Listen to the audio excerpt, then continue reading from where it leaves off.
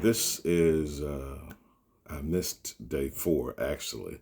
So I'm coming to do day 4 of preaching stories, the use of preaching stories that you can use to fill the gaps, maybe timely illustration, or maybe one to even bring the house down. But these are stories that aren't patently mine, but I've used them over the years. So since I've used them, they're borrowable. So, preaching story number 1, I actually heard this one from Bishop Noel Jones. Bishop uh, Noel Jones said he was preaching for Bishop Brazier. I think it's the late Bishop Arthur Brazier. I think it's a Church of God. He pastors a church in Chicago, large church. And Bishop Jones said that he preached for him. And then he asked him, because Bishop Brazier was his senior in ministry. He actually was a good friend of the late Bishop G.E. Patterson over the years, too. Apostolic Church of God. There you go. They were friends over the years. And Bishop Jones asked Bishop Brazier, how do I build the perfect church? And this is what Bishop Brazier told Bishop Jones. He said, now, Noel, when you go back home, I want you to go and put everybody out of the church and make sure they're all gone.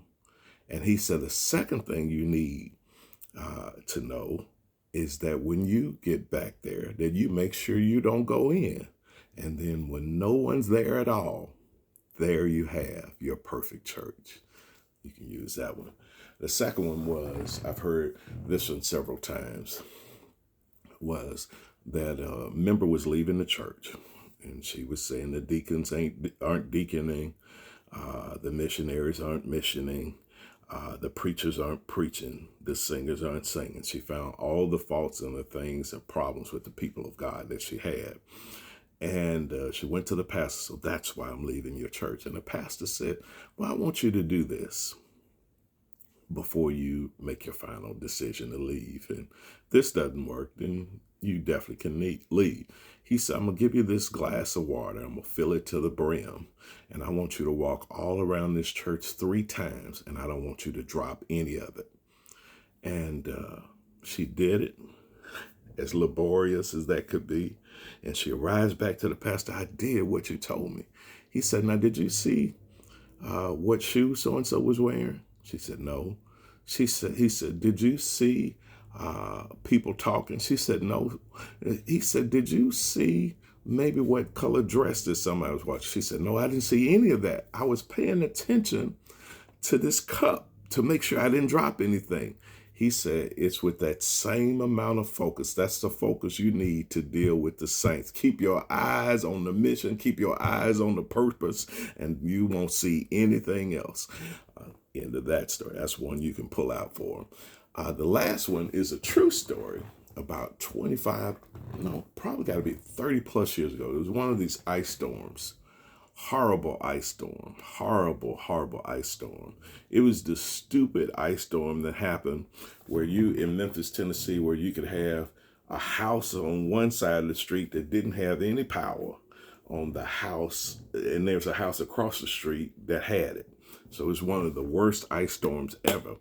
And I was selling Hondas then. So we were open. So there was a way for me to, quote unquote, get air and heat. But then they figured out, do we really want to sell a car and have someone get up here and slip on the ice and get hurt?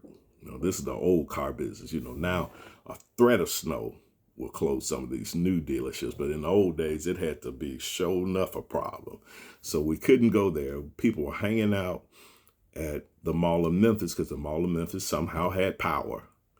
But our houses didn't have power. And I want to do this one under the pretext. This is a true story, a pretext of you never know what you have to do. Because I heard Bishop Jakes once say that hard times will make a jackrabbit eat hot peppers. So we had one relative that stayed on the street called Eloise. One relative in the whole family, all types of size. And they had, because you couldn't rent hotels. Hotel rooms were gone.